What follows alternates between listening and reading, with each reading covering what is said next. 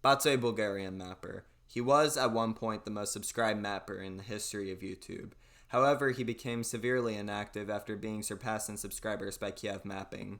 I was recently talking about this and his influence with a friend in Silver Mapping's Discord server, and it made me wonder how he actually started making videos in the first place. After all, he had to have gotten the idea from somewhere. That's what led me down a rabbit hole at 2 a.m. to find the origins of mapping content on YouTube. When I first started my search, I chose to look up Kiev's channel. In his first video, he put in a cheese waffles reference. This led to me looking up Cheese Waffles' channel, and I stumbled upon an old series that was about wars between mappers. As a result, I got a glimpse into the mapping world of 2017, which seems to have been the start of a mapping golden age, as this was when large channels like Batse Bulgarian Mapper and Korean Mapper were getting popular. It also showed me who the big channels were at the time, like Void Viper Mapping and Romanian Mapping. So I put some research into Void Viper's channel, and I found out that his oldest mapping video was uploaded on December 6, 2014. This was over a decade ago as of the making of this video. However, I could not find anything on his channel about his inspiration. This is one of the most seminal mappers that we're talking about here, and the one who arguably shaped the modern version of mapping, but he seemed to have nothing on his channel about who inspired him as a creator. Then I realized something. The wiki could be very helpful for this. I'm going to go ahead and preface this by saying I did not originally consult the wiki when I first started my research on this video, but whatever. Anyway, on with the video. I did a Google search and ended up on Nick HD Mapping's wiki page. He was at one point the most subscribed mapper between October 2015 and October 2016, being out a guy called Mr. Owner and Poner. He was the most subscribed mapper from August 2014 to October 2015, and he started his first mapping series in January 2013. His channel cited a guy called Merview Meringue as an influence, but more on him in a bit. The wiki stated that DMob was the most subscribed creator before Mr. Owner and Poner, and his page cites Map Animator as an influence. Map Animator was one of the first mappers, but he was clearly influenced by another creator. The only influence cited on his wiki page was none other than Merview Meringue from earlier.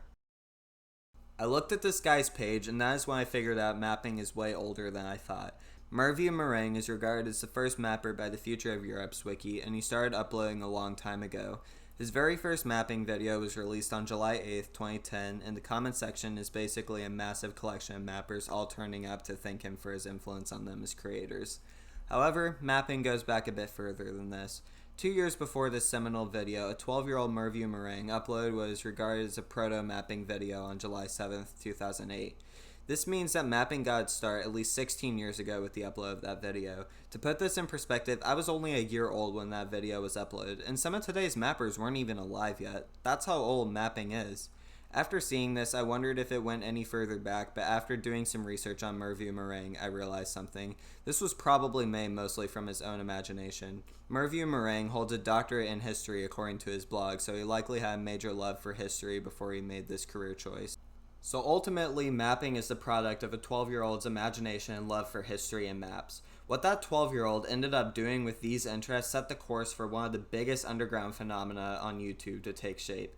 Nearly 17 years after that first video was released, we have creators like Silver Mapper and Glacian who are retracing the path to underground success that many other mappers took beginning in the late 2000s and early 2010s.